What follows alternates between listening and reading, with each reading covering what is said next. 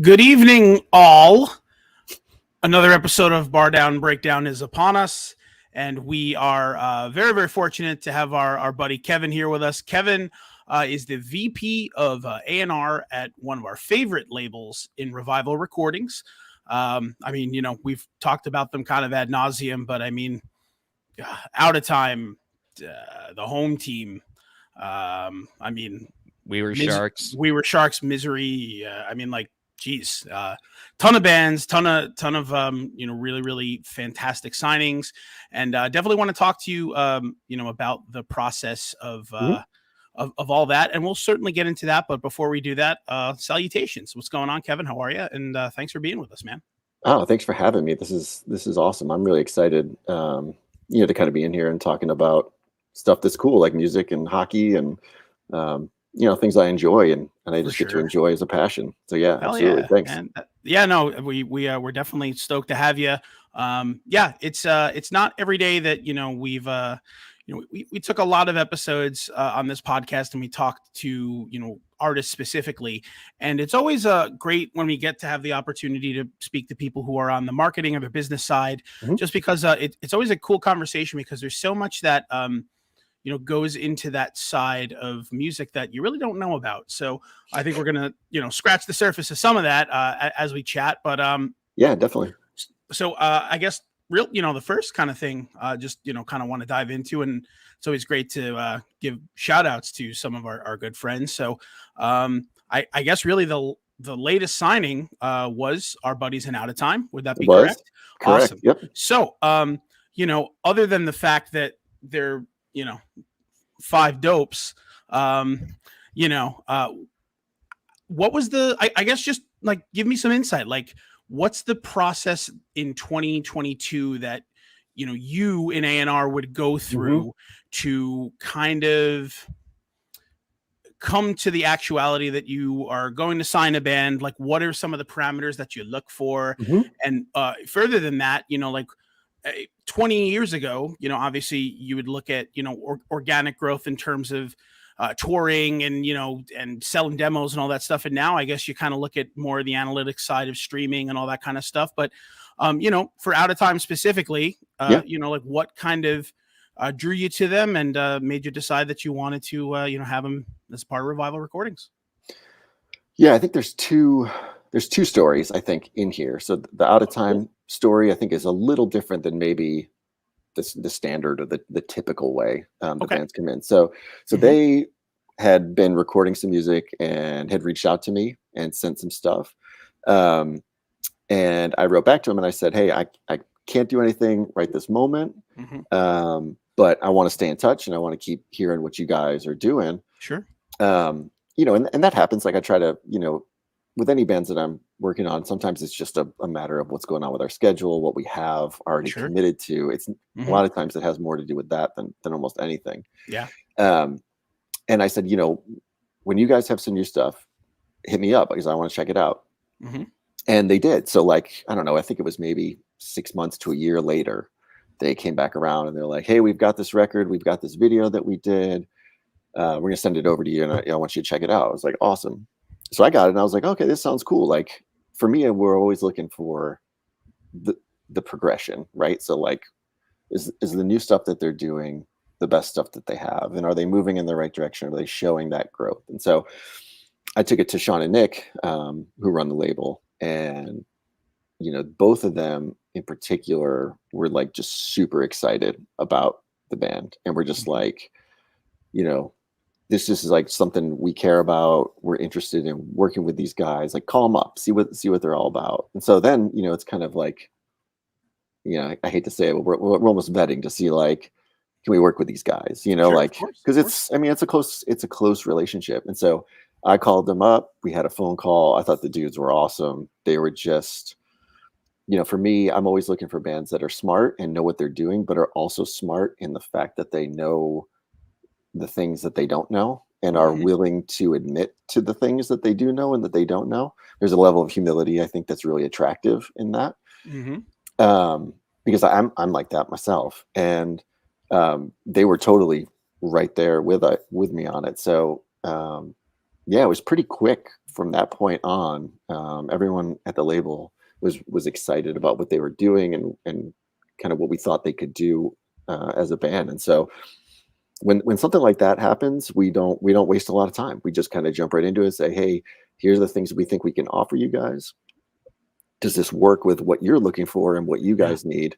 Sure. Go back and forth, and then that's kind of how it happens. I would say the second part, it's a little different. I feel like a lot of times we're sort of chasing down acts that we're looking for. Got it. This was a situation where they had shown interest in us initially, and so it just had to be reciprocated on our end. Sure. A lot of times I feel like I'm kind of chasing down stuff and sending out a lot of notes, and Sure. you're just trying to make some connection and see what happens. And there's a lot of competition that's out there, so you can't always get every band that you want to work with, and that's okay. We want to work with the bands that want to be here. So Sure, as long as that's reciprocated and we think their music's great and what they're doing is really great, then I'm on board with it. So yeah. Sure. Cool. So hold on. So that Kevin, that's more of like, Out of Time are old souls like us. Like, Sure. They did it the traditional way. Like that's the traditional way where you send your mixtapes to all the labels, and that's the way it's been happening since Tom was in bands and Absolutely. I was going to see those bands. So like in the year 2022 though, I would imagine that that's not the norm. Like, yes, I'm sure there's still bands that are submitting tons of music to you, but like, how is it different in the year 2022 rather than just the normal, like, send in your mixtapes and pray? Wow. So it's different in a lot of ways. So the first thing is, like, from the label standpoint, it's much easier to put out a record in 2022 than it was to put out a record in 2001, because we're not creating any physical product for the most part, besides the stuff that we do and that people sell at their shows and stuff like that, or if they make vinyl and stuff like that. But we're not working with our distributor in the way that we have to have reserves on cash with them and be protecting ourselves against returns. And when they go to all the box stores and they don't sell, they all come back and just sit in a warehouse. So there's a lower bar in that way in terms of distribution is available, and it's available to anyone, with a label, without a label. So that's obviously a huge difference. There's a lot of bands who are successful who can do it on their own in some ways, right? So they may be comfortable with writing, recording, distributing, doing everything themselves. I think those ones that are successful are probably more the exception than the rule, and most of the time they benefit from some guidance and connections and help. So that's we look at the role of label as being additive to what they're doing. What do we do? What can we add to this that they can't get on their own? Right? That makes sense. I think the biggest thing that's also different is I think bands are waiting more so for labels to reach out to them as opposed to the other way around. It almost seems like the mentality is flipped in some ways. And I think that's because they can put out their music. Their music can be in Apple Store and on Spotify and all this stuff. Whereas when I was a kid and I was playing music, it was like, I can only get my album in my local record store. I can't get it anywhere else, where I can't reach this person in St. Louis, Missouri or whatever. So I think there's not that urgency for them to connect with a label. And I also think there's one of the things that I'm noticing a lot is there's a lot of not understanding what it is a label does for a band, and a lot of questioning around that. And I think, and that's fine. Like, I think there are certain bands, like I said, that they can do fine without, a label, and that's great. But there's a lot of bands that do benefit from it. And I think understanding what the cost benefit is of that is something that's not really out there in a lot of ways. I would definitely agree with that. I think, I mean, in this day and age where you can just, do a home recording and have it sound pretty darn good, and then just throw it onto Spotify and Apple Music and Deezer or whatever, the platform is, pay a little bit of money to get it on there. And then, you know, that distribution is wide. That's worldwide. You know, you Absolutely. can get it anywhere. Now, you know, there are still, again, old souls we talk about at a time who, you know, I've talked to them about the possibility of, you know, them putting out a vinyl and all that stuff, which they're, you know, really, really excited on. Yeah. You know, and, you know, but you know, in this day and age, of course, you're hit with another set of challenges with, you know, the turnaround time and, you know, the supply chain issues, you know, in creating, you know, tangible things. So, you know, I think, maybe it was No Sleep Records or Top Shelf or like one of those labels that they kind of decided like, hey, you know, we realize there are all these turnaround times. We're kind of going to do one of two things. We're either going to have records come out when, you know, there's only a month or 6 weeks to wait for this tangible media. Yep. Or what we're going to do is we're going to release music. We're going to give you the option to buy it digitally. And then when you buy it digitally, we're going to give you a coupon code to purchase the vinyl. You know, when it comes out, and you'll save a little bit of money on that instead of waiting, you know, 8 or 9 months. You know, I'm, you know, as an example, you know, the home team Slow Bloom, right? Yep. You know, I got a response, you know, about a month ago that says, you know, hey, you know, things are slower than anticipated, which is understood. You know, when Adele presses 500,000 copies of a record, you know, correct. I mean, you know, it kind of own the plants, yes. Right, exactly. It can kind of, you know, put you in a bad position. But so you know, kind of like digging backwards, right? So when I was, you know, like playing music younger, you know, it was just kind of the advent of websites like, you know, mp3.com or Pure Volume, or MySpace, of course, where you could actually get some music out there. But still, even then, you know, you were always, as the artist, you were always chasing labels. So it's really interesting for me to hear that, you know, there are now these instances where, you know, labels and AR reps and you know, and talent acquisition are out there looking for talent. And I guess the question I have for you on that note is like, what essentially is your sourcing process? Because I imagine that, you know, 2022, I mean, there are just an insane amount of musicians and talent out there. So like, do you get some like hearsay or feedback from people that say, go check out this band, go check out that band? Number one, but then number two, when all of that feedback is gone, right? So let's say someone says, hey, check out these 6 bands, and you check out the 6 bands and you vet them. And now what do you do? Like, how do you go about sourcing musicians for, you know, potential opportunities to join Revival? Yeah, it's hard because there are, you know, I think I can't remember what it was. I'm probably going to get this figure wrong, but it's some ridiculous number. I think it's like every Friday there's like 60,000 songs that come out or something like that. Yeah. You know, so as an A&R person, you know, part of that gets cut down quickly because we're a label that specializes in a genre, right? So I think that 60,000 number sounds huge, but like a lot of that we're not going to work with. Sure.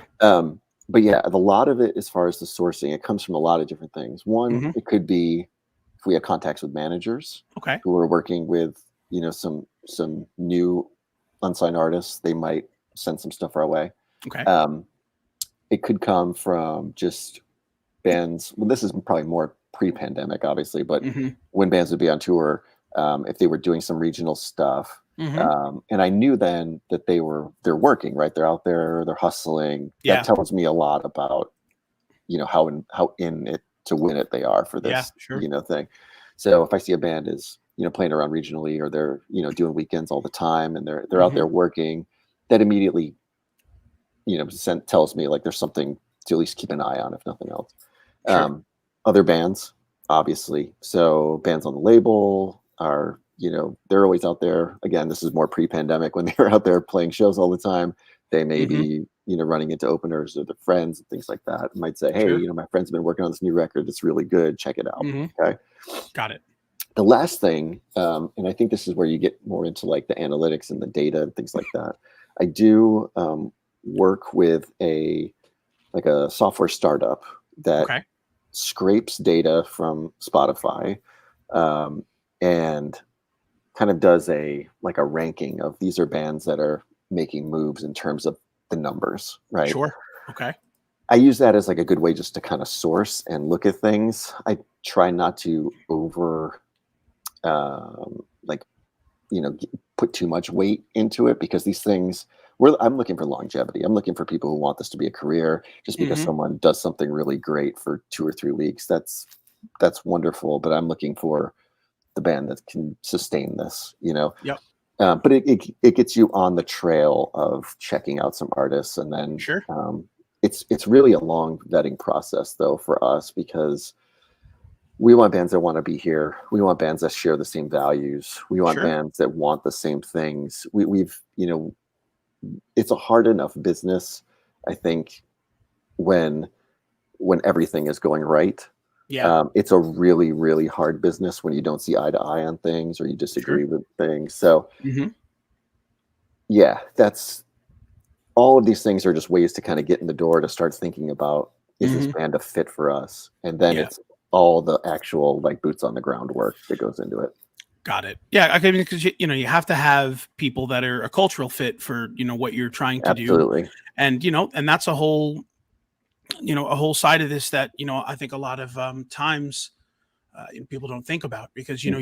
you could create beautiful fantastic music, but Absolutely. if the people in the band aren't going to be a fit for your label, or even further than that, if the people in the band aren't really kind of pushing out similar ideals, or not really ideals as much as it's just like that are towing the line of what your label is important to Hmm. your label, it's just not going to work. But it Yeah. is really interesting to hear that. And I think the thing that's just so staggering is just like there's only so much time in the day, and I mean you can Yes. only get your ears onto so much. So I mean, I'm Yeah. sure that in your in your experience and in your tenure, I mean, I have to imagine, and I'm not going to ask you to like name names or anything Hmm. silly like that, but like I'm sure there's like some stuff that like just might have been right on the cusp of your radar, Hmm. that all of a sudden you materialize and you're like, damn, Yeah.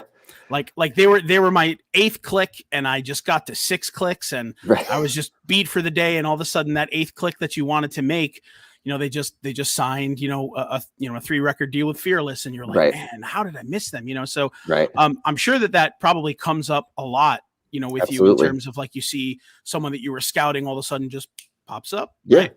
Yeah. Or so there's going to be some bands that for whatever reason flew under your radar and you just Sure, missed them. yeah. Right. Yep. And then then you look at your whole process of like, how the hell did I miss that? Like Mhm. what's wrong with me? Yeah. Um, so that's first part. Then there's the ones that, you're actively going after, and that other labels are actively going Mhm. after. Yep. And maybe you win those, maybe you don't. Sure. I'm a big person, a big believer in these things. They'll work their way out. If Mhm. it's going to work out and it's the right fit, they'll come here. Absolutely. And I'm also a big, hey, if some band gets offered something crazy that I can't touch, it's okay. You know what I mean? Like I'm still a fan of the band, and it's okay. Like they have to make Mhm. the right decision for them too, from a business and life standpoint. So Of course. um, yeah, and that happens. You do, just like being in a band where you're sending your demos out all the time and you get a lot of no's. You Mhm. get a lot of no's, as a label looking for artists. It's just everyone goes through it. So you get used to it, and I think that's the biggest thing is, you just keep plugging away and trying to Yeah. find. There's bands being made all the time. It's Yeah. an endless spring basically, and we're just trying to find the ones that we think you know work for us, Yeah. uh, have the same, like you said, the same ideals. They're Sure. doing things that that we like, and we just want to pour ourselves into that. And Of course. that's I try not to overcomplicate it, right? Like Mhm. Yep. it's music. I even hate looking at other labels as competition, because Yeah. I like to think we're all we're all on the same platform of just trying to put these Correct. bands out. um, Absolutely. and so I'm never thinking like, oh my gosh, I can't believe so and so got them and not us. And like, Mhm. okay, it's okay. We're on to the next one. And like I'll Yeah. probably follow them, and maybe we'll have a good relationship with them. And you never know. Like bands come back around. Sometimes you miss Agreed. one and then they come back around. So Yeah, for sure. it's never ending. So I guess you kind of hinted at it. You have like this startup Spotify Yeah. company that you're working with, but we had Jeremy on from Nicholas Rage, and he mentioned how you reached out to him because like they were on a playlist. So like, how important are playlists in discovering new artists? Okay, so this one's tricky because the answer is they're important because they're a platform like anything else, and you get seen and heard by people. And there's a little bit of some level of validation because if Spotify's editorial people are saying, we're going to run with this band, the likelihood is if they're on the label, they will probably continue to run with this band, right? So like from the label standpoint, if you're looking at like risk and reward, it's an easier thing to see like, oh, well, they already got on like these 3 playlists. Like we probably can get them on, one. Because the big thing with playlists is like once you get on, it's a lot easier to stay on. At least that's been my experience. At the same time, I don't want to overemphasize playlists because I think Spotify themselves, in a lot of ways, are starting to de-emphasize it and moving more towards, all the stuff that's going on with your Discover Weekly, your mixes that they're sending, and all of these things that are a little bit more tailored specifically for you. I think is more where their model is, and so I think the playlist will continue to have value, but I also think it's bad for bands to feel like if it doesn't get on a playlist that the song is over and it's a failure, it's done, and that is something that's somewhat pervasive. It's like you'll work on the song, you record it, you put it out, it doesn't get on an editorial, you're like, well, it's over. Now we got to put out the next single, right? And that's I want to try to avoid bands having that type of mentality. And I think it's been highlighted a lot more during COVID because they haven't had these other ways to promote themselves of playing shows and really getting the response from the crowd on their songs. It's just basically like these people who are doing editorials are saying your song isn't worth it, and they're really taking that to heart, and I get that. But the longer tail thing is if you're building a fan base, if you're really connecting with people, whether or not the editorial playlists come around or not eventually won't matter. You will determine your own success. And so that's something I try to talk to our bands about, which is you're not a failure if something doesn't hit immediately. And if something doesn't blow up in the first week, like long-term eye on the prize, keep the grind going, you'll build it up the right way. So yeah, that one's tricky for me because I'm like, it's important, but also no. Yeah, no, I get it. Into even a, I guess, trickier question then. Yeah. TikTok, like how important is that for you? Like, are you sitting on TikTok all day scrolling, trying to find like the next pop punk band? Because there's so many awesome unsigned bands that are blowing up on TikTok right now.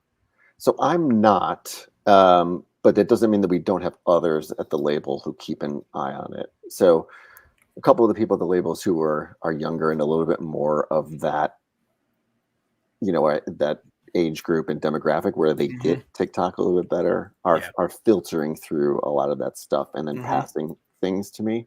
The thing I think the thing that I struggle with TikTok is these things hit and you get a ton of plays and a ton of reaction. But I don't understand quite what the correlation is to a real fan base in terms of what is this really? Because we're all, especially again, I'm going back to this pandemic. I feel like the pandemic has really amplified all of these things because people are just sitting at home. There's nothing to do. They haven't been going to shows. It's like this non-reality for musicians where people who are really savvy at marketing and can really make a move. And I'm kind of hopeful that when live performances come back, that this balances out a little bit more. That because we won't be just sitting there on our phone all the time, maybe we're out there actually living lives and doing fun stuff. That bands that are very performance based and want that offline engagement and really are interested in building a fan base will again have more of a place than I think they might have over the last year or two. Got it. That is to say, though, part of being a band in 2022 is understanding how to use and utilize these tools. And that's not because me as A&R guy tells you that this is what you need to do. This is because this is what the fans and people that listen to your music expect from you now. Yep. Yeah. It doesn't matter what I think about it. Exactly. Yeah, and you're absolutely right. It's just, all of these modes of technology are different, avenues and touch points at which to reach people, right? So, if you have a really good understanding of how to use TikTok as a platform, or back when people were using Vine as a platform, or and of course your Twitters and your Instagrams and all that kind of stuff, it's kind of an integral part of getting people to hear what you're doing. And again, the 20 years ago point to that was like, you didn't have all this stuff. So really you were doing it in a more like kind of guerrilla marketing way, Absolutely. like I could tell you personally, I would stand outside of venues and, hand out demos that I burned, Absolutely. That's the kind of stuff like you would try to get onto, college radio shows maybe. And if you were lucky, you could get some exposure there, but two different avenues of how to do this with both of their own, trials and tribulations. But the one thing I guess that's, today that I could say is a lot different than then is, making, getting onto these platforms is probably easier than what we had to do. Yes.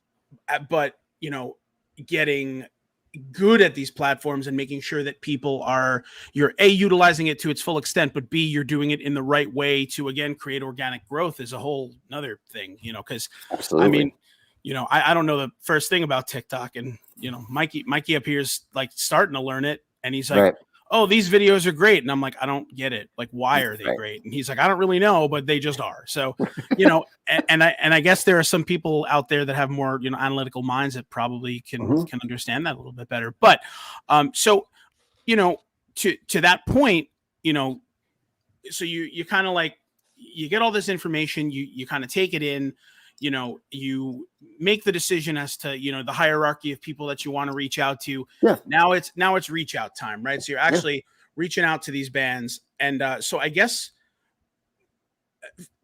let's look at it from your perspective first. So like when you reach out to a band, what questions are you asking them to discern if this is really going to be a good fit? In your position, what are you asking?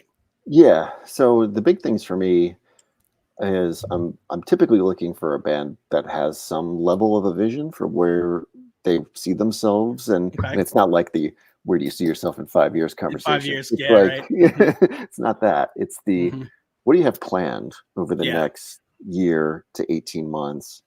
What are you planning on doing? Sure. Do you have new music that you recorded?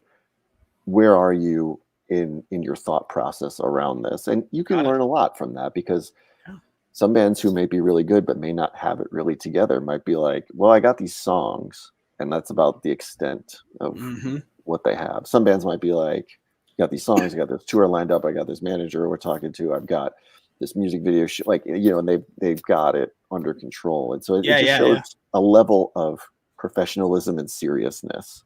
Sure. So I think that's part of what we're looking for. Okay. Songs and everything else for me are above all of that. Got it. It's got to have that first. And then it's looking for all the other things, because some of the things that they may not have, we may be able to help them with either. Sure. Or you don't have a manager. Okay, well, maybe we can introduce you to some people. Or you don't have a booking agent. Okay, we can maybe introduce you to some people. So there's some things that we can help them with along the way. Okay. So so I'm looking for that. I think the other thing I'm looking for is an understanding of what the band is. And I know that's a kind of a weird thing to say, but like, are you guys just 4 guys playing music in a garage? Because even that is a thing on its own. Are you, are there certain things that you're into that make your band somewhat marketable to people? Because again, with 60,000 songs coming out every Friday, how are we going to cut through on this? Of course. Like, what are you guys offering to the world that these 50 other bands are not offering? And sometimes it could just be the song, but it usually needs to be the song plus some other stuff. And then it's looking at, how often, are people engaging on social media Okay. for their band? Because Sure. that shows, especially during the pandemic, it's like, okay, you can't tour. You could practice sometimes. But did you utilize the time that you had to use the things and the tools that are out there to help push yourself along? Or Sure. did you just say, hey man, like it's just we're just in a pandemic. Yeah. And because then you're not really fighting for your position. Agreed. Um, So it's like it's looking for that dedication, that passion, that thing that's interesting about you that could be used to help market the band. All of those things wrapped up Yeah. is what I'm looking for.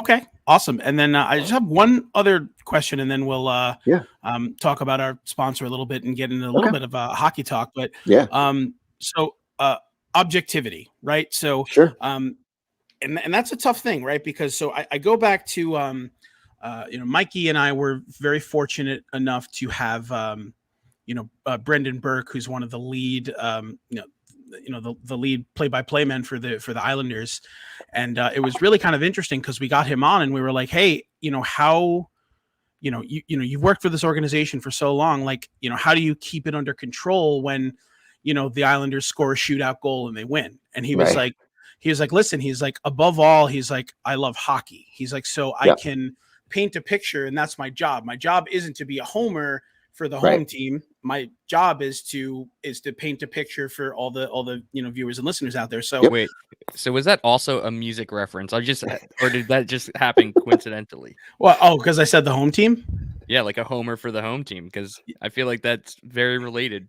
That's very true. I would say that we are probably both homers for the home team, but I guess to that end, of course you have your own musical tastes and stuff, and how do you remain objective and listen to a band? Because like there have been instances for me personally where I'll listen to something and I'll be like, man, like I hate this, but at the same time, when you peel the onion back, you're like, but I could see how this is marketable.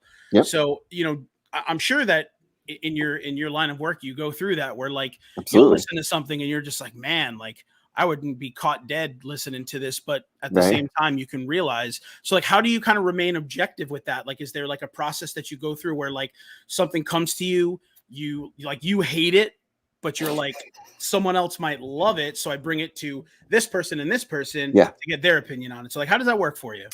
Yeah, so one of the big things we're always looking for as a small label with everyone pitching in and having their hands on every single project is a level of passion from everyone on the team. So I can say, here's a band that I think could do something, right? If the other 6 people on the team are like, nah, like it's not going to work. Of course. So they help balance that out, and they also help to bring things. And let's say I present something, and like you said, it's like, yeah, I think this is all right, and they might be like, no, man, this is awesome. They're doing this, and this, and it's nice because we have people of different age groups, different genders, different different perspectives that are providing that input. That I fully admit I'm a 42-year-old guy, like.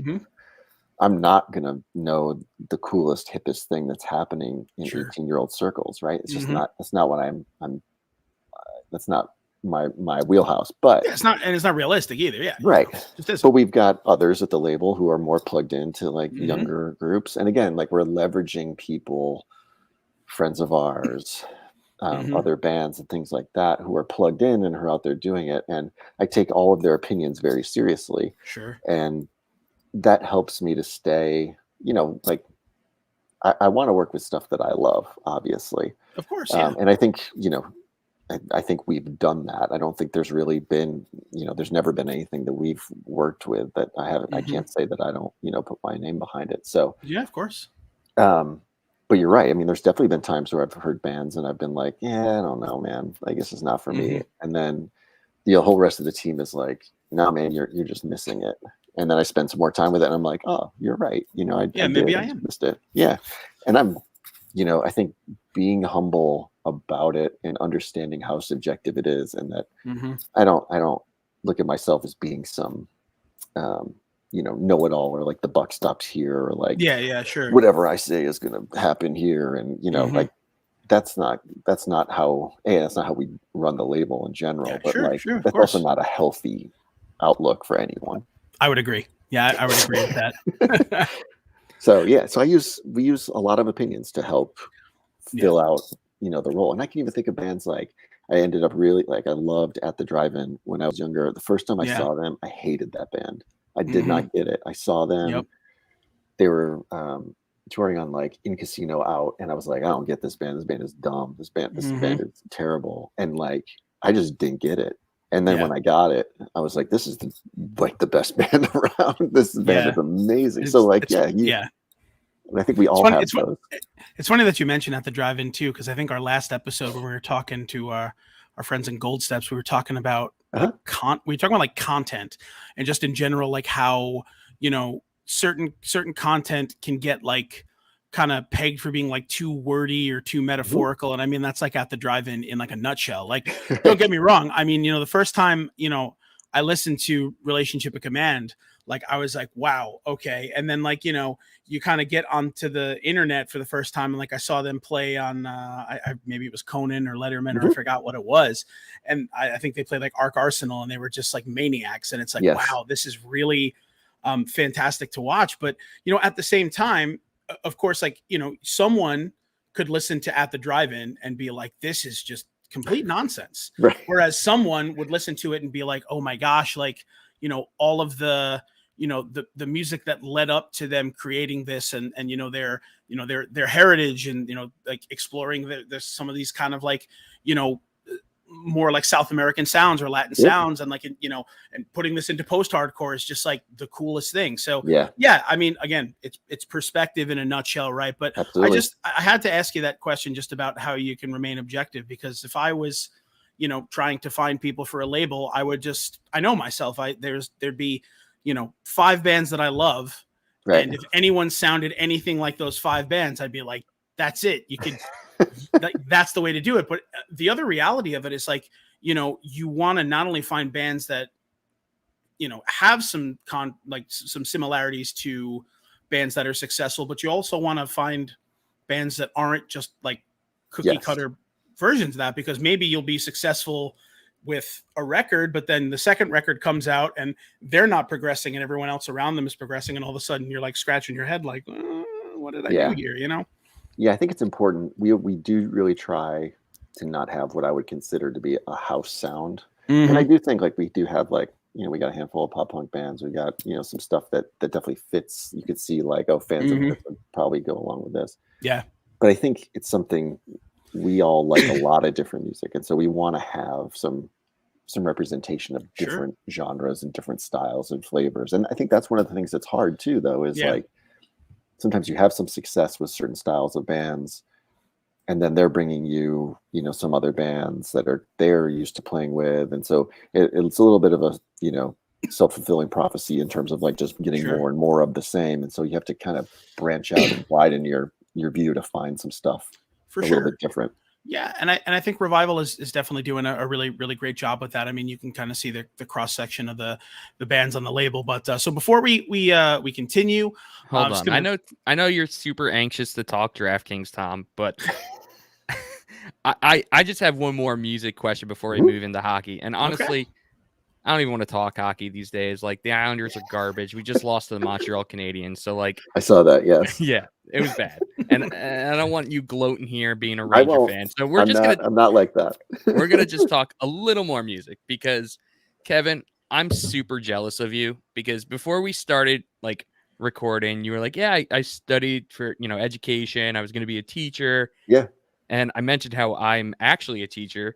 Right. And I feel like you have my kind of like my second dream job. Like, if I could, because I can't even clap on beat. Like, I have no rhythm. I have no musical abilities, but I feel like I could have been a great A&R person for a label, because I feel like I do have like that ear. Like I can hear something within like 10 seconds and be like, yeah, that band's great. Or maybe not for me.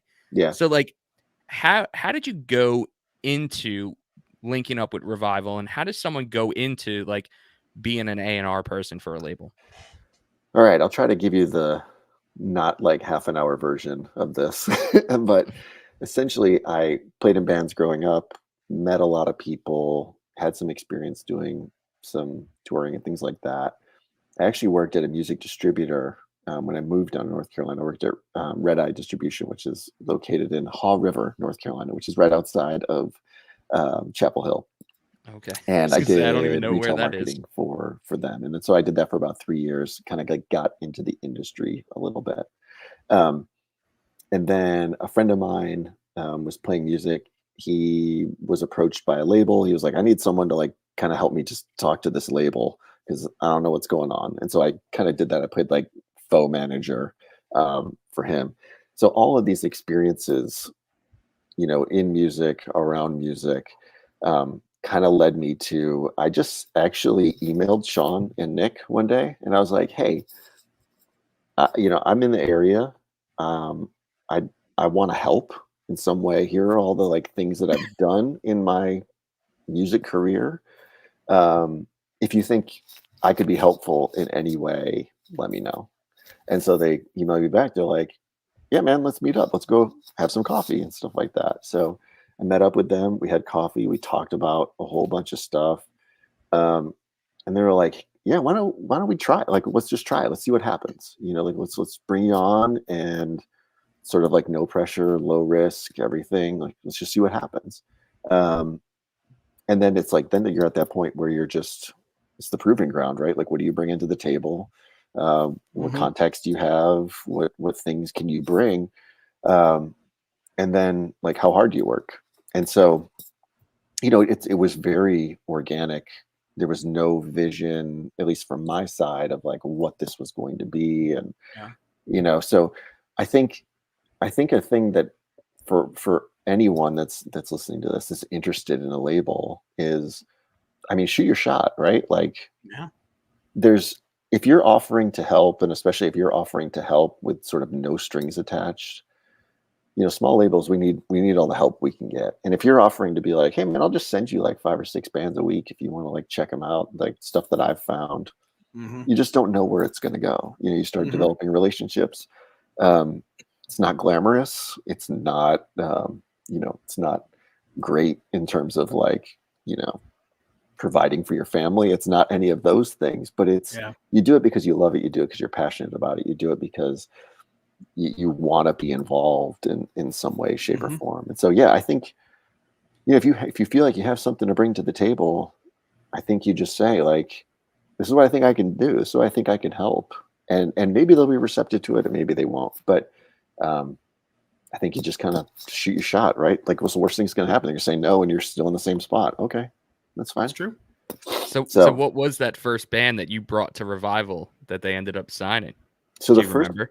Yeah, absolutely. The first band that they ended up signing was We Were Sharks. So I had a nice like first shot in there. The second one was Nicholas Rage. And I feel like that was a messy situation, right? Like they were still like on another label, right? Or something like that. So Victory had kind of like disbanded at that point. Okay. And they were free agents and they were out there looking for where's their next landing spot. And I had just, you know, I didn't know them. I didn't know their manager or anything. I just, again, I reached out and I said, hey man, like, I don't know what the guys are up to. But you know, if you're interested in talking about it, I'd be down for that. And he emailed me back. We got a phone call. Phone call was good.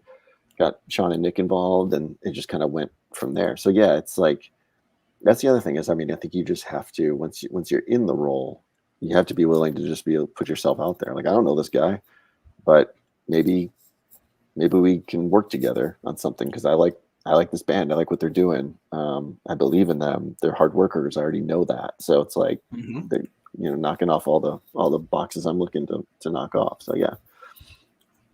Okay, that's a solid first band to sign with the yeah, it was a good way to jump in. Yeah, great, really are. It's but I think a lot of, again, you know, just not to beat a dead horse, but a lot of what Revival is doing is fantastic. And I mean, you know, they're you know, the cross section of who's on the label, just in terms of, you know, really great music, Out of Time being kind of the latest signing is just like, a culmination of all they've done as a band. But I mean, you look at like, a band like, again, We Were Sharks, and a band like the home team. And, I mean, Front Side even, and, Nicholas Rage, and, even like, thinking about, like, Alisana, right? I mean, like, they were like a tremendous mainstay in, kind of like the post-hardcore, development scene, coming from, I think what were they? They were on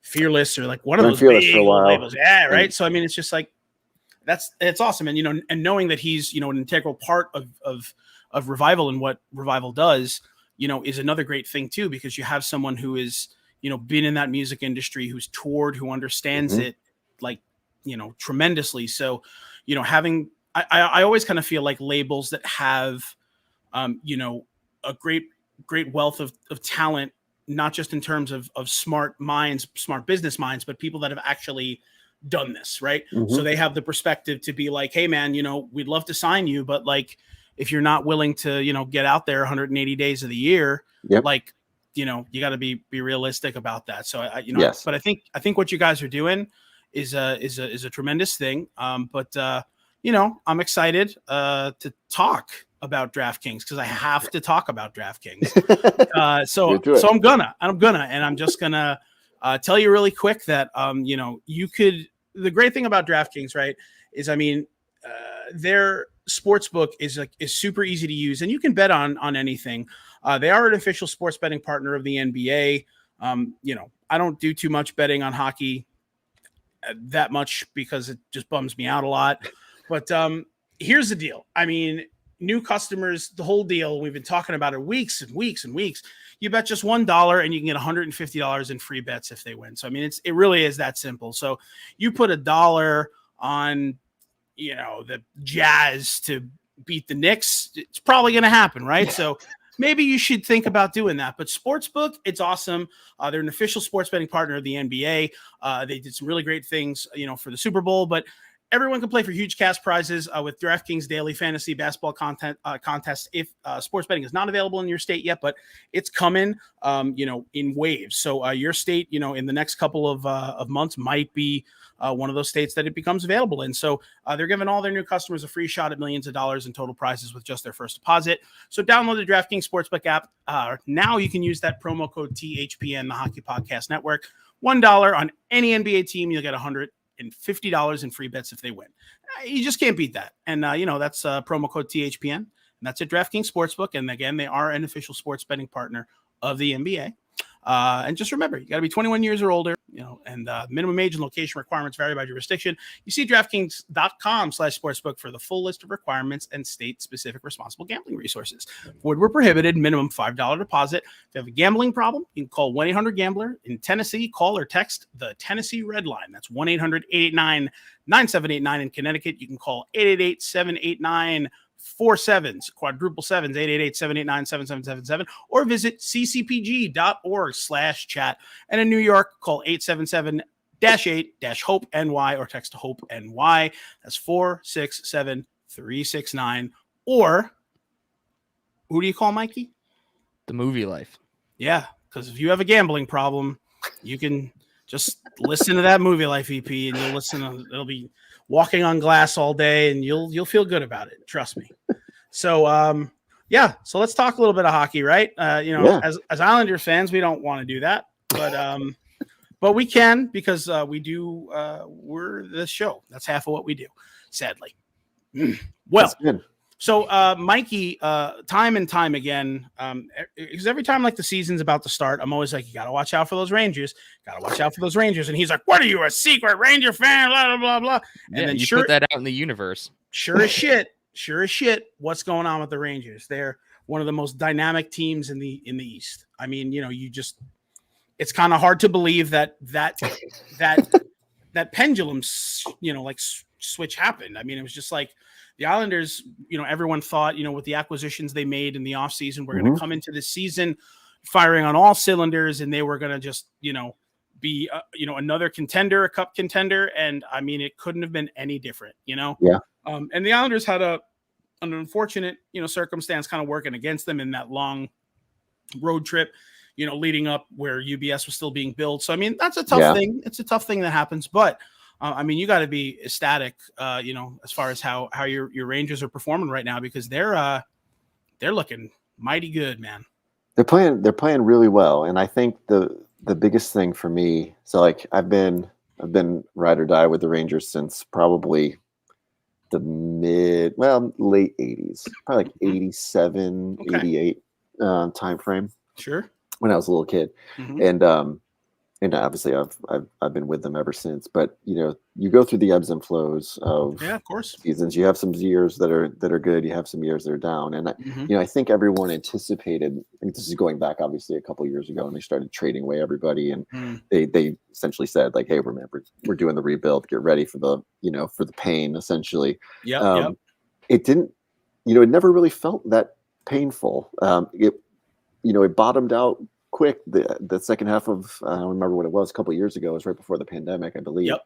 And then they've been able to kind of string together enough of a team to stay competitive. And this year, I can always tell how a Ranger season is going to go based on how the first 10 to 15 games go. If they get out and they get out hot, then I know we're in for a good year. If they get out and they're like kind of 500 or they're even less than that, I know we're in for the struggle. So they got out hot, and they've stayed hot. And I'm surprised, I have to say, at how well they've played, because I still feel like they're a pretty, top two line heavy team. Third and fourth line, like most teams are, they're not amazing, but they're hanging in there.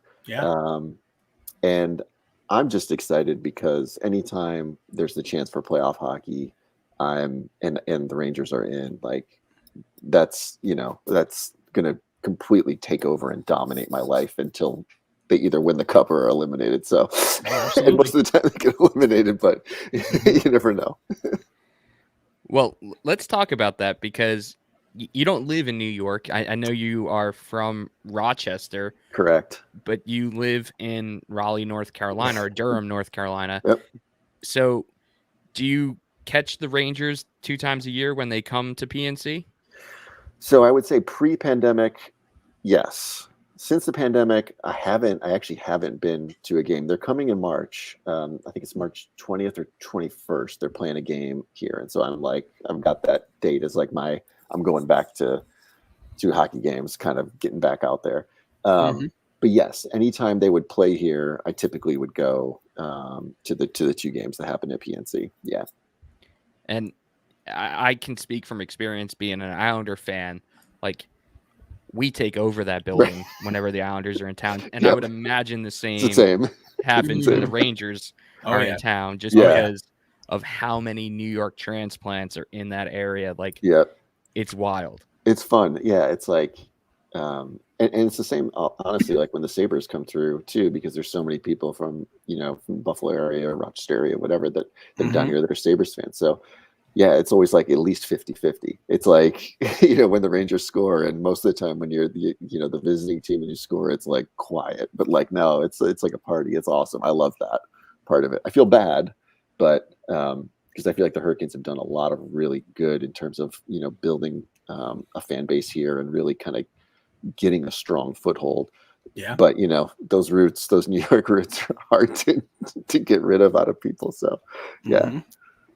And I guess the Canes fans, they're sitting pretty right now, because oh my gosh, yes.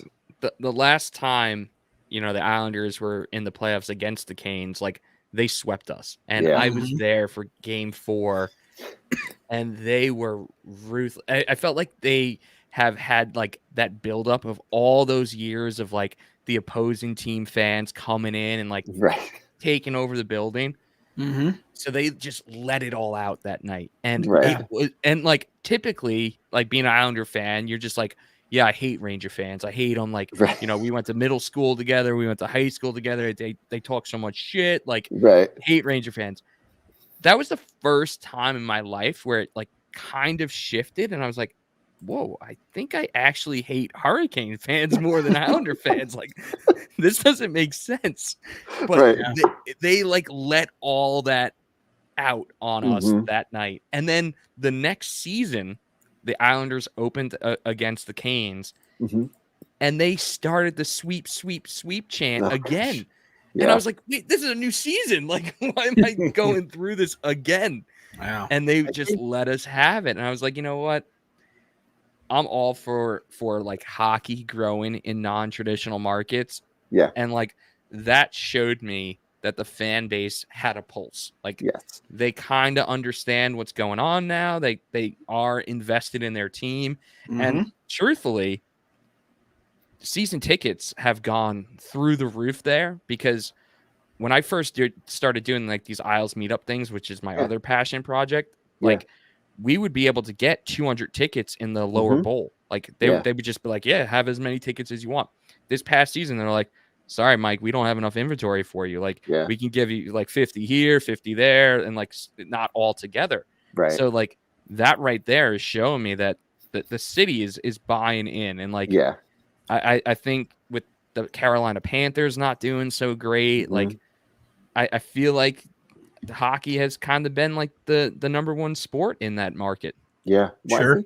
I think one of the things too, I always think about this, like the culture of the area, the culture of the area for not only for the people that live here, but then also for the sports teams that they root for. This is a very competitive area of the country. It's highly educated. Everyone's like this crazy overachiever. Like, I have, crazy job that, required me to go get my doctorate at this like elite institution, or like, one of the best state universities that exists in the country. And then you have the sustained success of like college basketball programs in the area, where I think these people in our area are just used to winning. Like it's a culture of people who win. It just is like, NC State's won the championship. Duke's won the championship a handful of times. Oh yeah. UNC's won it a handful of times.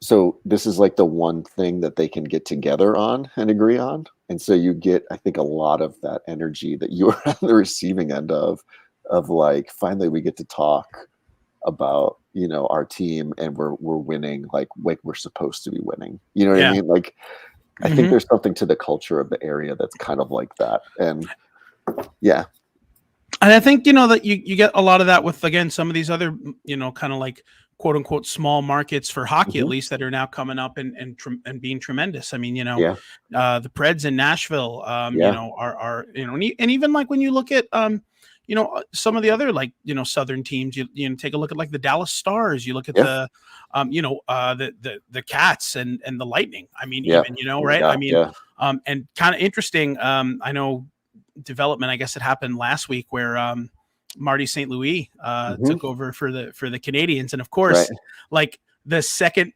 game that he took over, he just, wipes the floor with the Islanders. Well, I shouldn't say wipes the floor with them, but I mean, the Islanders didn't play a good game, but still, the Habs got that win. Right. So, and Marty St. Louis, I mean, he's part of the, oh my gosh. He's part of, you got the opportunity to, to watch him. And, so, one of the things I kind of want to talk about is, looking at the Rangers roster right now is, I mean, you've got a lot of tremendously young talent that, you're going to be able to build around. Of course, you've got, Lafreniere, who's, still 20 years old, and he's going to develop into probably, an unbelievable player. You've got Capo, you've got Braden Schneider, you've got, Keandre Miller, and of course you've got Shesterkin, who is like, 25 or something, and he's turning out to be just an absolute madman. So, and Fox is young too. Yeah, he is. So it's almost, I kind of feel like it is an exact, like a tremendous paradigm shift, because I feel like 2 or 3 years ago, people were talking about this same thing with the Islanders. They were like, look at like this talent they have. And, they've got Barzal, and they've got Pellick, and they've got all these guys that they could build around. And, and the Rangers were kind of in like rebuild mode. Like they had no idea what they were doing. So now, it almost looks like the paths are going to be crossing. You know, a lot of, you know, hockey Twitter is talking about the Islanders kind of fire sailing and, you know, potentially, you know, trying to find a place to move, you know, Varley and Bailey and, you know, some of these other guys. And, you know, even, I don't think it's ever going to happen, but, you know, there's even rumblings of talking about dismantling, you know, the Islanders' iconic fourth line at this juncture. It's like, you don't really know what's going to happen, but, you know, you guys are in a great position. And not only are you in a great position, but like, as, you know, we approach the trade deadline, which you have to correct me if I'm wrong. I don't remember the exact date of it, but I mean, like, there's an opportunity for you guys being contenders to get someone loan that'll just get you right there, you know? So, is there anyone, I guess, that you've had your eye on, you know, as we're approaching the trade deadline that you think would be a great piece of the puzzle for the Rangers? The only one that really fits the bill for me, and it's because he used to be on the Rangers and I loved him, was JT Miller. Oh, sure. Yeah. So right. Okay. That's who I want. Like, I didn't want him gone in the first place. Right. Yeah, So like that was a bad deal. I get it. You know, we traded him to Tampa. What we got back was, no, it didn't work. It didn't work the way it was supposed to. We essentially helped Tampa, you know, win some cups here. So sure. I want JT Miller back.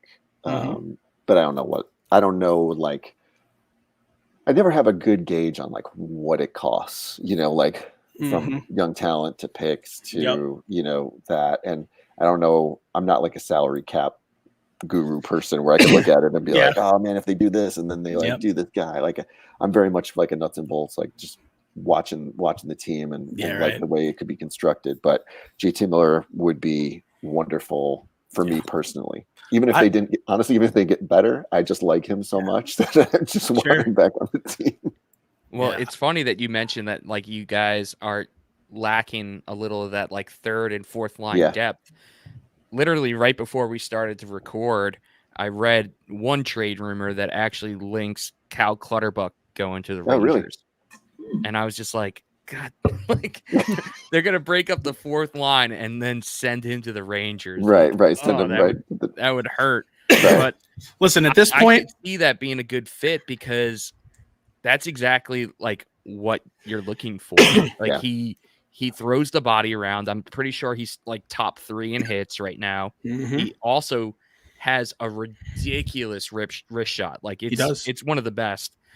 And, you know, in the playoffs, that's the kind of guy that you want to bring in, like a glue grit kind of guy. Yeah. So I could see that happening. And I think you guys could probably get him for like a second or a third round pick at this point. So that's just one of the names that literally I read before we jumped on this call. And it's funny because we once.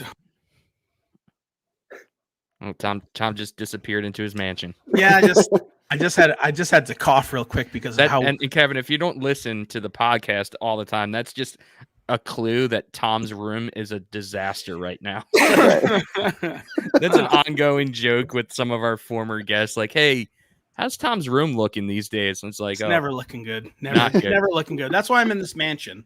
Right. But man, I was watching, you know, some Olympic hockey, and like I saw my boy Franz Nielsen just like score an effortless looking goal, and I was like, can the Islanders just take him back? I mean, like what? You know, we're already in deep with like 7,000-year-old Zdeno Chara. Like let's take on 45-year-old Franz Nielsen.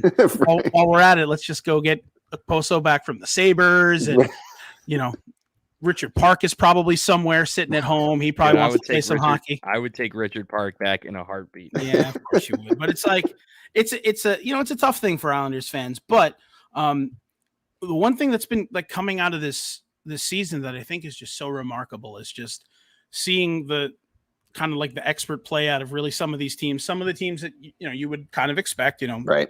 Of course, the Avs over in the West are having a great time. Great team, yeah. But the interesting thing I think is just in general looking at kind of the Pacific over there, because it's like kind of I'd say the weakest division in all of sports, like all of hockey, I should say. So much so that like, you know, people are calling for, you know, like kind of realignments to make things kind of seem fair. Because I mean, like when you look at it objectively, the Flames who have gone on just a crazy run, huge tear. Yeah. But, they're leading their division with 66 points against, right. Let's, look at the Metro, right? I mean, you've got, the Caps are just right on that border there, but you've got 4 teams that are better than that are, going to be essentially, one of them is going to be fighting for, a wild card spot potentially. Absolutely. So, I don't know how that's going to go. I thought when they realigned the divisions for the pandemic, of course it was out of necessity, but I thought that made for some really interesting things, especially that just like all Canada division, which I thought was super cool. But, I wonder, like, would the NHL benefit from some sort of alignment, or even like doing it kind of the way like the NBA does it? Like, the NBA really essentially just takes the top 8 teams in every conference, regardless of division alignment, and just says, okay, you're the 8 best, we're not gonna, we're just going to seed based on whose record is better, instead of looking at divisions and wild cards and all this kind of stuff. I wonder if the NHL would benefit from that, or do you think that the way the NHL kind of sets it up now is better? So I understand why they're doing it the way they're doing it, where it's like, the top 3 teams, and there's some incentive to not, come in 4th and all that. You don't want to be in the 7 or 8, and you don't want to play one of those top 2 teams, especially in the East. You don't want to play Florida. You don't want to play Tampa. You don't want to play Carolina. You want nothing to do with that. Yep. Of course. I guess maybe because when I grew up, it was more like, okay, you got a division winner. I like the idea of like a division winner automatically is in the top, like a 1, a 2, or a 3, even if it's a bad division. And then past that, it's a mad scramble, because I think they play enough, similar opponents. And we're playing over 80 games, so it's not like we're playing 10 games and of course, there's some teams that are getting missed. So the NHL, I feel like, is always trying to screw with stuff to try to find something that they think is going to push them over the edge. I think it just kind of is what it is in the States. Like, it's a huge sport in Canada. It's wildly successful there. I think it's very successful in a very specific audience here in the States. Sure. And I think they should just continue to kind of cater to those people, because they're hardcore, they're all in. So I would prefer the, like, back to 2 divisions. We're just doing, if you win the division, that's great. You get a 1 or a 2, and then everyone else is just a scramble to see what. Hell yeah! Bring back the Patrick. Bring back the whales. Yes, exactly. I'm for it. I'm for that. There was nothing wrong with it. Yeah. No, I agree. So you got to shout out Stephen Patrick when you do that from Horizon Suns. That's true. Yeah, that's true. The lineage is real. So let's talk 94, right? Because you had the opportunity and the privilege to see the Rangers lift that cup. I did. And that team, was unreal. You had Messier and Graves and Leach and Richter, and was Buka Boom on that team yet? I think he was, right? Yeah. Stefan of course, you can't forget that name ever. I mean, that's they never let you forget that one. Oh no, that's in New York lore for the rest of eternity. But so share, if you can, share some memories of what you remember about that cup win. Maybe outside of talking about how the entire city of Vancouver just like lit everything on fire. Bunch of sore losers. I really don't remember. It's funny because I don't remember much of the first 2 rounds, but I remember everything about the series against the Devils, and then everything about the series against the Canucks. Without being like the most obvious person, like everyone goes to the Messier, we're going to win, everyone goes right to that. I was, I think, young enough at that time and hadn't had my heart broken enough times by sports teams to be like, oh, they're going to win. Like, I was naive enough to be like, oh, they're definitely going to do it now. Because like you just said it, Yep. I've learned now as an older person that just because some guy says it doesn't mean it's going to happen. Yeah, it didn't work out for, was it Matt Hasselbeck? Was he the one who was like, we're going to get the ball and we're going to score, and then didn't do any of that? Yeah. Right, exactly. So I think the biggest thing that I remember was not liking the Devils, mostly because, obviously hockey was much different back then, right? Like, you could just chuck if the puck was in your own end, you just chuck it over the boards, and it wasn't like a delay of game. And I felt like they were, Scott Stevens and all those guys were just out there looking to crack people and then just chuck the puck over the boards. And that was their whole thing. So it was like, I the way they played the game was so boring to me, and I wanted to just see a little bit more skills things going on. So sure, that's the first thing I think of. Obviously, I think about the game 6 where they come back and have the win. Yep. And then I think about the Stanley Cup, it was interesting because, again, being young when they played the games in Vancouver, I want to say at least one of them had a really late start time. Of course. Oh yeah. And so I remember being like exhausted the next day, like just and I think the Rangers lost the game that I stayed up super late, or like one of the ones I stayed up super late for. And I think the last memory that I have is just how intense game 7 was, and how nervous and anxious and like pacing around my family room I was.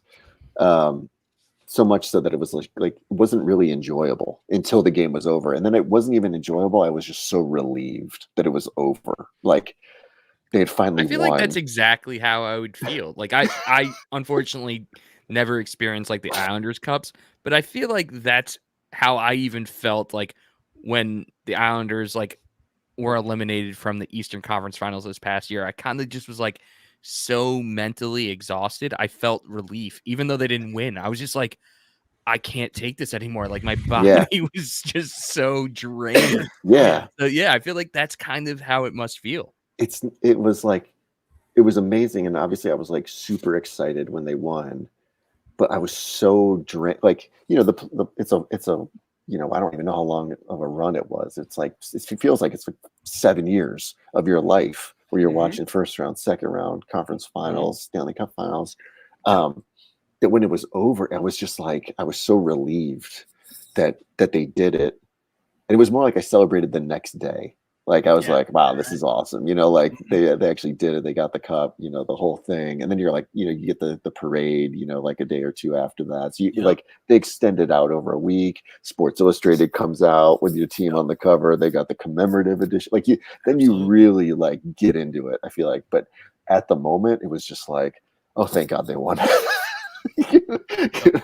Like I had too much time, too much energy, too much like tears and sweat and whatever invested that I was just happy, but like didn't have a party at all. It was just like, oh, thank God. Now, do you have one of those iconic like black and white, like half black, half white, like Stanley Cup championship hats? I do not have one of those. I wish I did though. So I'll never forget this because I was probably like 8, 9 when they won the cup. Or I'm not even going to try to do the math right now on live podcast, but I remember the Grand Union in our town, Tom, that shopping center. Yeah. There was like a vacant store in that same shopping center, and they just literally made it New York Rangers Stanley Cup merchandise. Okay. I remember just like being a hockey fan, like, oh, let me like check this out. And the whole entire store was just like the Stanley Cup shirts and the hats, and I just bought one of the hats just because. Yeah, of course. And I like think back to all the Stanley Cup hats that like have come and gone over the years, and I can't remember a single one of them. But one, for some reason, that Rangers Stanley Cup hat, it was quintessentially 90s. That's what it was, man. It was just like made no sense. It was just like black and white, not even like the Rangers colors or anything. And it's like there are little things about that I remember. I remember like me specifically, I remember them giving Messier the cup, and I remember him like doing the cup shake, right? So like that's one of the things I remember from that. And then I remember like very vividly, like on I think it was on like News 12, because I would my whole thing, and I still do it sometimes to this day to my wife's much to her displeasure, but I used to fall asleep with the TV on. Like that's just one of the things I did, and I would always fall asleep with like ESPN on. And my mom started to kind of get wise, and she would like set the cable box to just like turn off, right? So, I'd wake up in the morning to get ready for school, and you turn the cable box back on, and it would, at least in my house, it would automatically go to News 12, right? So News 12 was like the channel it would always go to. And I remember the morning after that, going to News 12, and they were reporting on, the Rangers winning, but they were specifically reporting on the rioting in Vancouver. And I will never forget that. I'll never forget seeing that car on fire and then like flipping a car. And I just remember being like, damn, like that's crazy. And for some reason, I had like a Pavel Bure poster. I loved him so much. And I remember like, even though like I was, 7 or 8 years old and I was like, kind of an Islanders fan, I remember just like taking it down and being like, oh, these guys are sore losers. Like I can't like him, even though like I loved that old like Canucks 90s like logo like and dark stuff. color, So so the other unfortunate memory that I have 20 years in the future, of course, in 2014, where the Kings just edged it out against you. I remember watching with a bunch of my friends who were Rangers fans.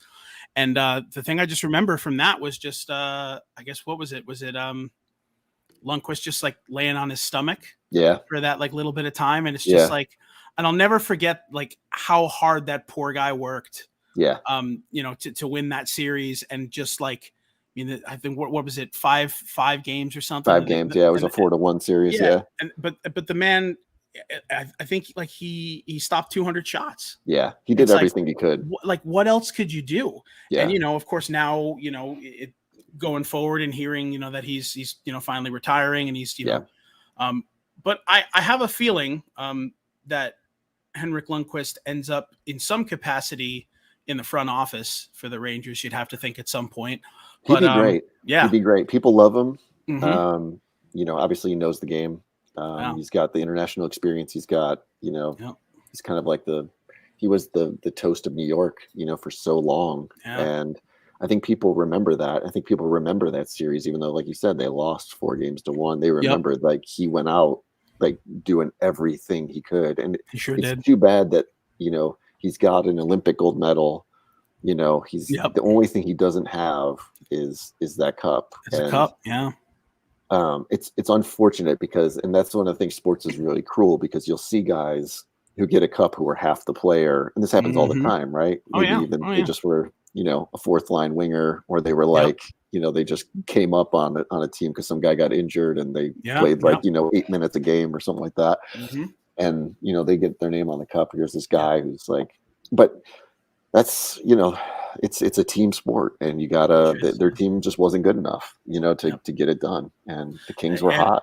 And that Kings team was electric. Quick was ridiculous. Like he was just as good. He was up to the task. And but tough one. But I think you guys, the way the team is shaping out to be with some of the young talent you guys have, and everybody clicking, who knows, man? The next couple of years could be the Rangers' time again. It remains to be seen. I think it does. Yeah. So we've been chatting for about an hour 20. So just want to kind of sort of wrap things up a little bit. But the one last question I do have to ask you, just to pull it back to a music question. And this one will kind of put you on the spot here. Okay. But I always love to do that, right? So we were talking about At the Drive-In before, right? One of those bands that like you just kind of, you at first you didn't really love them, but then when you finally figured them out, you were like, hell yeah, man. So, there are just a ton of bands that I'm sure you grew up listening to that have since broken up or disbanded. But, let's just say in the mythicality of all this, you have an opportunity to sign to Revival, a band that has broken up and is gone. And all of a sudden they just decide, we're going to get back together and we got to find a label. So of all of those bands that you grew up listening to, if you can give me one that you would absolutely, if they ever got back together, you would in a heartbeat just be like, got to be on this label, got to be on my label, got to work with them. There's keeping it to one is like probably so hard. Oh yeah. The first thing that comes to mind, and it's completely impossible, is Nirvana, obviously, for me. Yeah. Okay. So since we can't do that. Can't do that one. We can't do that one. That they're not getting back together. I think when I was younger, when I was like between the age of 14 and maybe even 18, and this band is still around. My all-time favorite band at that time was Strung Out. And Yeah. I would do anything, I think, to work with them on a record. And that would be such a like full circle of my life. To be able to work with those guys. Like I used to, go anytime they'd come around, I would go see them. That would be so. Yeah, and they're still around. Like I said, they're still playing and they're still doing stuff. So that doesn't exactly answer the question, but yeah, I mean, I think a lot of those bands that were really formative for me was a lot of those Epitaph and Fat Records bands back in the late 90s. So you could cherry pick a lot of them out of there, and I'd be like, oh yeah, hell yeah, we have to work with them. And I think one of the cool things that's happening now, Vagrant Records is doing it. Epitaph is doing it a little bit, but like some of these, Equal Vision is even doing it. Some of these, these bands that are long gone, we're seeing vinyl records are coming out, and you get to kind of have a piece of history. I mean, for me, like that kind of West Coast punk like got me into punk rock. Like a buddy of mine, like I think we were playing street hockey, and he took a boom box out and he plugged the long extension cord from his house. And I think he put on like one of the first Punk-O-Ramas or something. So, I got to hear Bad Religion and NoFX and Pulley and, Strung Out and, Lagwagon and like all these bands that kind of got me into punk rock, from like your Green Days and your Blink-182s. And then from there, I just developed this love for like the kind of punky emo stuff. And like, that's when like Vagrant Records, like kind of like just took me over. And now Vagrant is doing all these like 25th, anniversary releases. And I have an anniversary record on vinyl, and it's just like, cool. What the hell is going on, man? So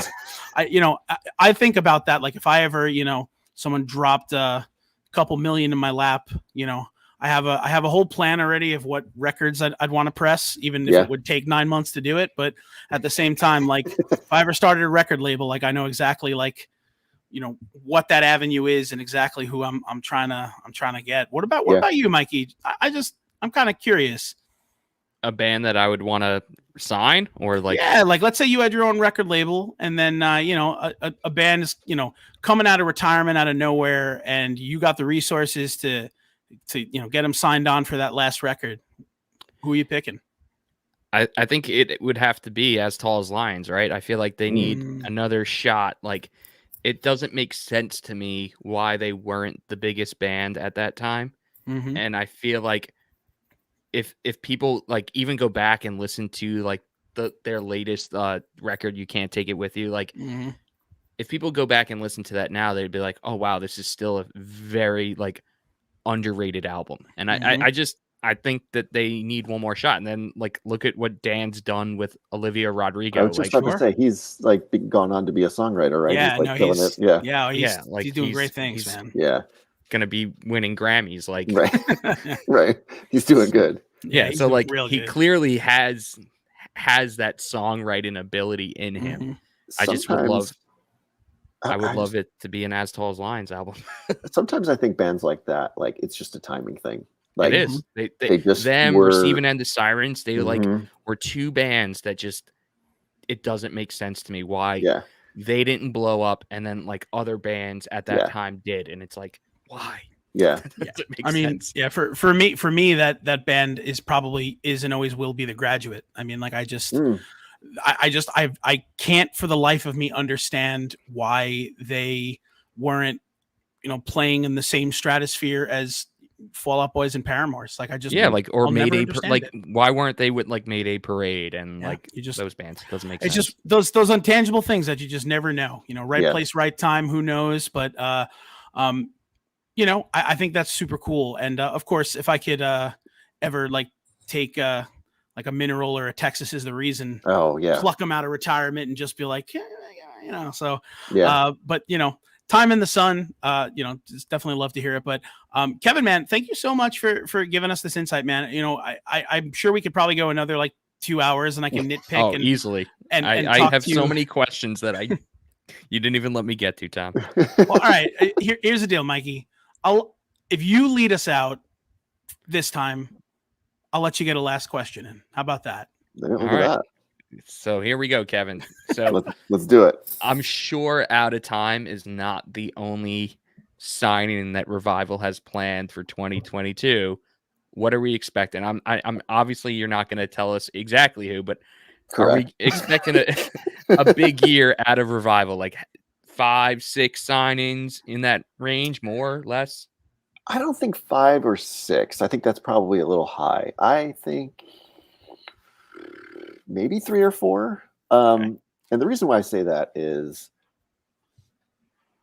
one of the things I think that's really important to me, and I think Sean and Nick would agree as well, is making sure that we keep the roster efficient in some ways and not bloated, and so that we really can do the best job that we can for the artists that are here. And I would worry about, adding even just a couple more on top of that it's just harder to really concentrate and I think do the best job for them. So I think 3 or 4 is probably a safe number. I think 5 or 6 is a stretch. Now, anything could happen. I could get a call tomorrow that it's a no-brainer for us, and let's forget it. Whatever you just said last night doesn't matter anymore. But assuming that my life is normal tomorrow, I would say 3 or 4, just to keep it with a good rhythm more than anything. Yeah. All right. I'm excited. I'm excited about the stuff that we're working on and that we're actively trying to bring on. I'm excited about some of the conversations that are going on with some of the bands, and I think have a lot to offer. And I mean, obviously I would think that because I'm trying to bring them on board, but I feel really good about what they're doing and what they represent too as people. Hell yeah. Love that. Love to hear it. Love when the homies are doing great things, and Revival is a label that we have just praised on here for years now. It feels like, so that's highly appreciated. I mean, it's like I said, it's hard to keep bringing on new bands, and we feel we've set a bar for ourselves, and so if we're recognized for anything, consistently high level would be the thing that makes me the most happy, whether or not we're the biggest label, smallest label, most whatever label, just that people recognize that it's a place for quality and consistency. I think that's really important to me anyway. Couldn't have said it better myself. I think that's what really makes you guys one world class. Really does. The quality, and again, I know I've said it a bunch of times, but just the type of music that you guys have on the label, it's not all the same. It's different. Right. It's very vibrant, and I think it's super cool. So, Kevin, thank you so much, man, for chatting with us. Yeah. We'll when inevitably the Rangers win a cup and the Islanders don't, and I'm crushed under 6 feet of sadness. Right. You're gonna be at the parade. It sounds like you're secretly once again just a Ranger fan. Listen, man, I just give credit where credit's due, and that team is just they just look so good, man. I wish the Islanders would get their shit together and be that good. But then again, the Hurricanes are so damn good, and so are the Cats, man. It's who the hell knows where this is going to go? But I think it's going to be a really, really enjoyable next couple of weeks as we approach the trade deadline to see who goes where and who does what.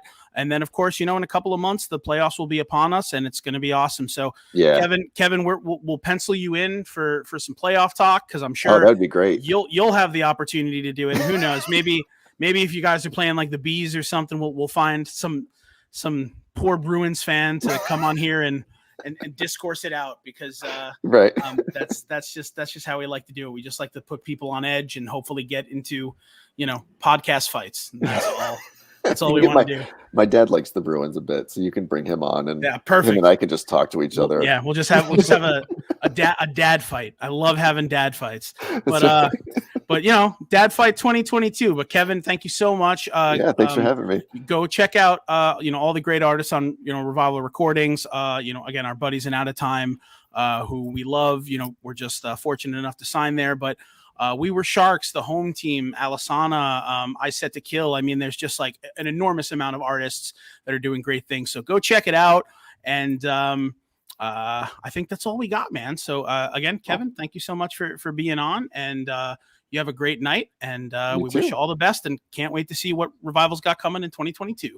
Absolutely. We got some stuff. We'll put some stuff together for you. Oh, so pumped. Can't wait. Good times. All right. Peace, brother. Thanks a lot. Take care.